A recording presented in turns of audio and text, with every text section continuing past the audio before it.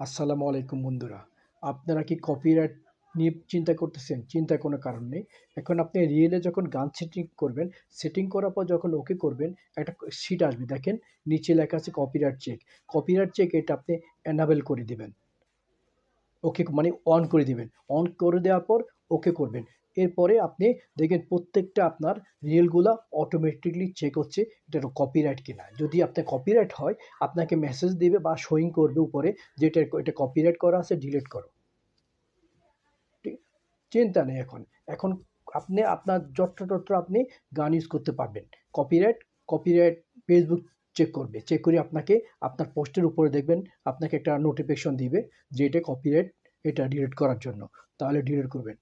এভাবে আপনি copyright check করতে পারবেন। অটো চেক হয়ে যায় কপিরাইট। আপনার কোনো চিন্তা করা লাগবে না। আপনিও বারবার করা একবার শুধু অন করে দেন। কপিরাইট চেক এটা অন করে দিলে হবে। ধন্যবাদ সবাইকে।